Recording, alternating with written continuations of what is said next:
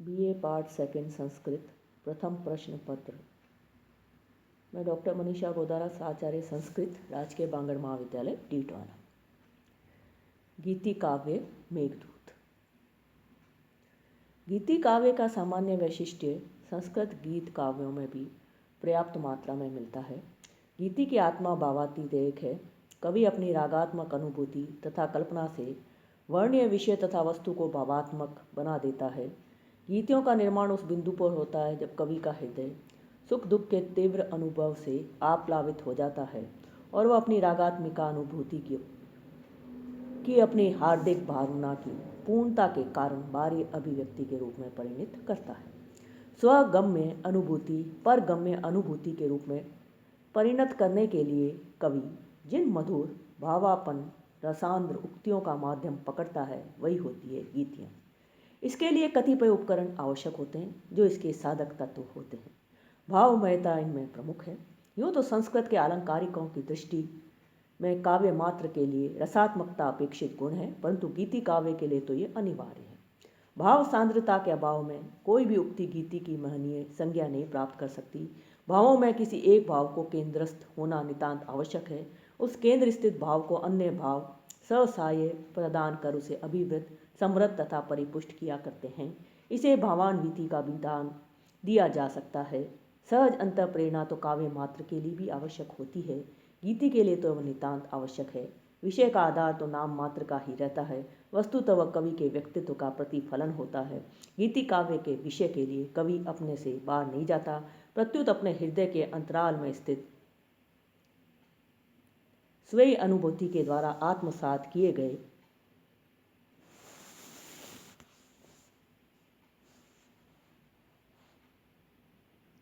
विषय को अपने व्यक्तित्व के रंग में रंग कर वह इतनी सुंदरता से इतने मोहक शब्दों में व्यक्त करता है कि वह उसकी अपनी चीज होती है। विशुद्ध तथा परकीयत्व से नितांत अमिश्रित संक्षिप्तता तथा गेयता उसके अन्य उपलक्षण हैं।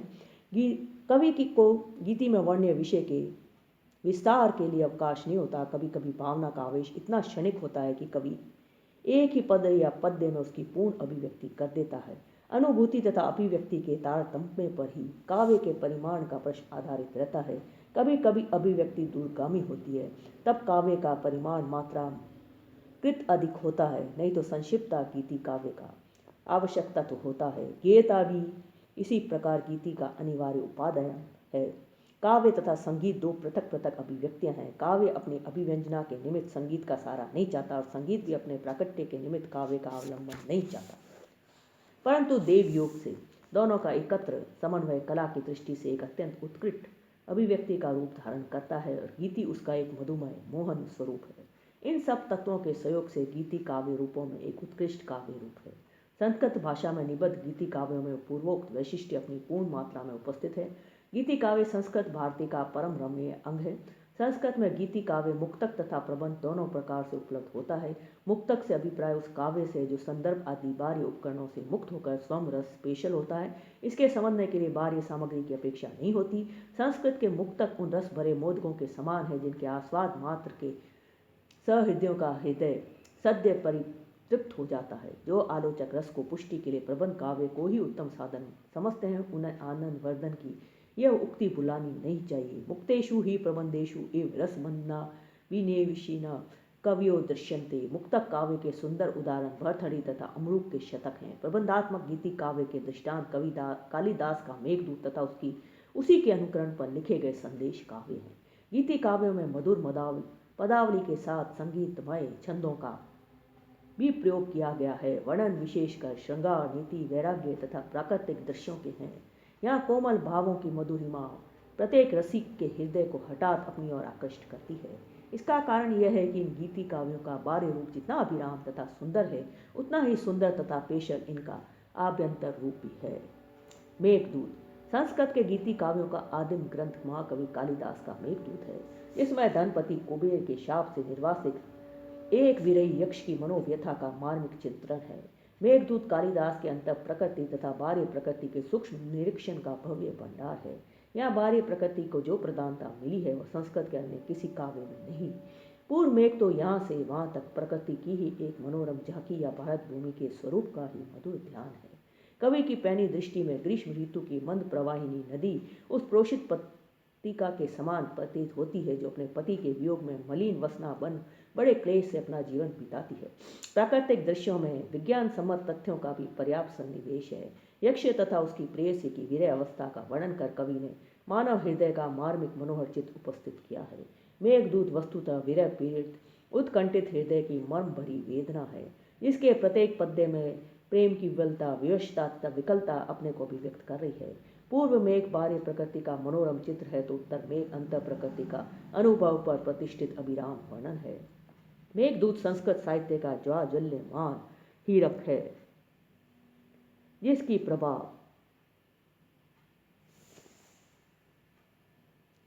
समय के प्रवाह से और अधिक बढ़ती रहती है।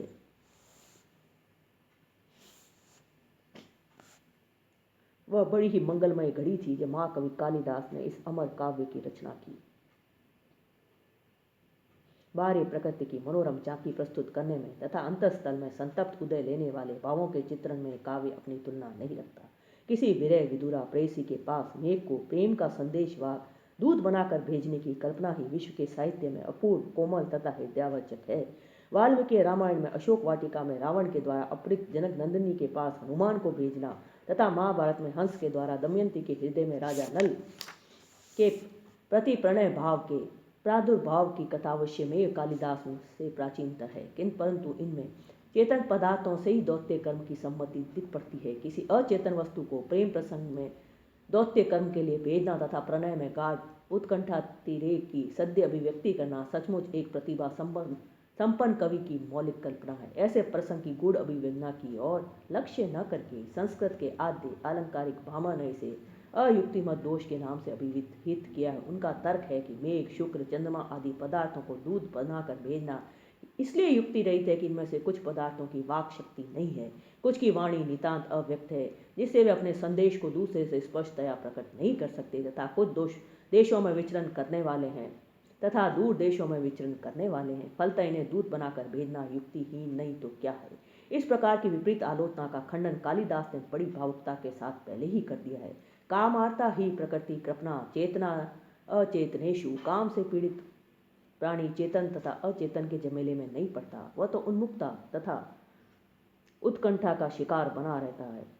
परंतु फिर भी मेघ को दूध बनाने में सुंदर युक्ति की सत्ता है। मेघ तो सूखते हुए पौधों को जल से सींच कर जलने से बचाता है, और यहाँ तो एक जीता प्राणी विरह के मारे अधमरा बना हुआ सिसक रहा है, और वह भी धन कुबेर के क्रोध का भाजन बना हुआ प्रेयसी से युक्त होकर जीवन यापन कर रहा है। धनपति क्रोध विश्लेषित फलतः विशेष रूप से मेघ की दया का पात्र है, अनुकंपा का भाजन है। कालिदास के समर्थन की ओर भामा ने स्वयं अपना सिर झुकाया और सौमेधा के द्वारा प्रयुक्त होने के कारण इस कल्पना को ग्राह्य तथा अनुकरणीय माना।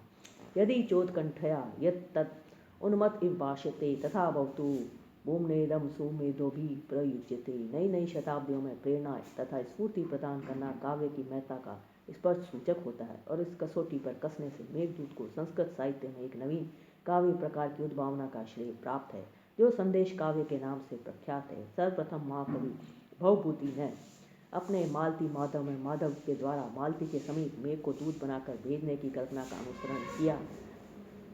यहाँ दोनों पद्य मंदाक्रांताव्रत में उपन्यस्त है। भवभूति के बाद एक शताब्दी के भीतर ही हम जैन कवियों को मेघदूत के प्रति विशेषतः आकृष्ट होते पाते हैं। उन्हें यह काव्य इतना रुचिकर प्रतीत हुआ कि उन्होंने इसके समस्त पद्यों की समस्या पूर्ति कर नवीन काव्यों की रचना की। इनमें से कई कवियों ने मेघदूत के अंतिम चरणों को समस्या रूप से ग्रहण कर उसकी पूर्ति अपनी ओर से की है, परंतु आचार्य जिनसेन का कार्य इस दृष्टि से नितांत श्लाघ्य है, जिन्होंने मेघदूत के समस्त पद्यों के समग्र चरणों की पूर्ति की। मेघदूत की समस्या पूर्ति पर अनेक जैन काव्यों की रचना हुई है, जिनमें से प्रमुख है पार्श्वाभ्युदय, चंद्रदूत, मेघदूत समस्या लेख, चेतोदूत, सिद्धदूत, हनुमत दूत।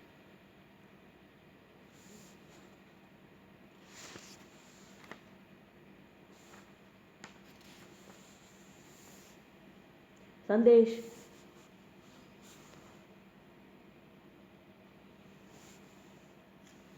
अगला है भर्तृ रचित नीति शतक, श्रृंगार शतक और वैराग्य शतक। भर्तृ रचित नीति शतक, श्रृंगार शतक और वैराग्य शतक। महाकवि भर्तृहरि की कविता जितनी प्रसिद्ध है, उनका व्यक्तित्व उतना ही अज्ञात है।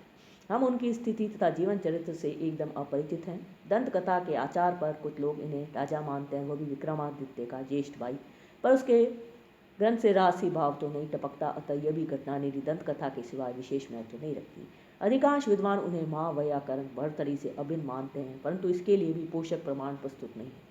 पश्चिमी शोधक लोग चीनी यात्री सिंह के कथन में आस्था रखते हुए भर्तृहरि को बौद्ध मानते हैं, जो गृहस्थी और संन्यास जीवन के बीच 7 बार इधर से उधर घूमते रहे, पर उनके शतकों का अनुशीलन डंके की चोट बतलाता है कि इनका लेखक वैदिक धर्मावलंबी ही नहीं बल्कि पूरा अद्वैतवादी था। वैदिक धर्म के आचार विचार पद्धति तथा प्रक्रिया पर उन्हें पूरा विश्वास तथा आग्रह था। उनका समय लगभग 7वीं शताब्दी में पड़ता है। भर्तृहरि के 3 शतक हैं, नीति शतक, श्रृंगार शतक और वैराग्य शतक।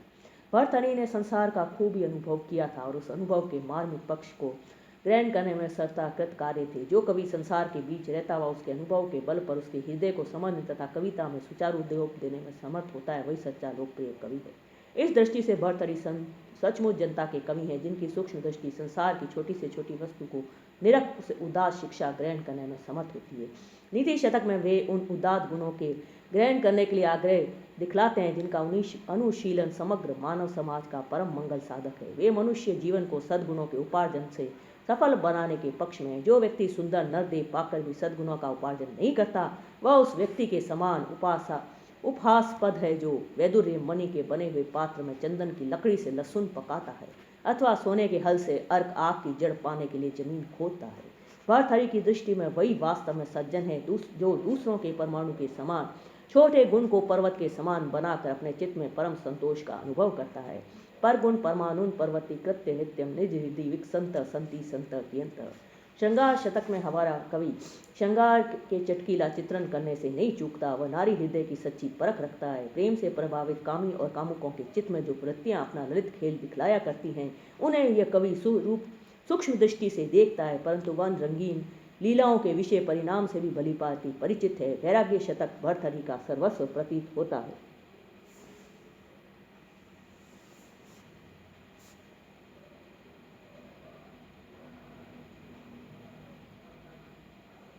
वे संतोष को परम सुख तथा वैराग्य को इसका एकमात्र साधन मानते हैं। सांसारिक विषयों में आसक्त व्यक्ति की ये उक्ति कितनी सजीव और चमत्कार जनक है। धन्यानाम गिरी कंद्रेशु वस्ताम ज्योति परम ध्यायताम आनंदाशु कणान पिबंती शकुना निसंगम अंकेशया अस्माकं तु मनोरथो परचित प्रासाद वापी तट क्रीड़ा कानन केली कौतुक युषामायु परम शीयते। वे लोग सचमुच धन्य हैं जो पर्वत की कंदराओं में निवास करते हुए परम ज्योति का ध्यान करते हैं और जिनकी गोदी में बैठे हुए पक्षी नेत्रों से बहने वाले आनंद के आंसुओं के कणों को पिया करते हैं। हमारी आयु तो मनोरथ से बनाए गए मैल बावड़ी और उपवन में विरह आसक्त होने से दिन प्रतिदिन क्षीण होती जाती है। सांसारिक पुरुष रात दिन गृहस्थी की चिंता में डूबा हुआ अपना व्यर्थ जीवन बिताया करता है।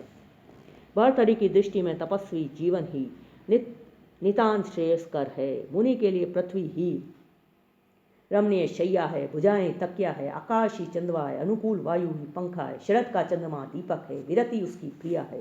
शांत मुनि ऐश्वर्यशाली सम्राट के समान सुख का अनुभव करता हुआ आनंद पाता है। मही रम्या शय्या विपुलम उपदानम भुजलता वितानम च आकाशम व्यजनम अनुकूलो अयम अनिल शरद चंद्रो दीपो वर्ति वनिता संग मुदितः सुखी शांत शेते मुनिर्तनु भूपति नृप एव।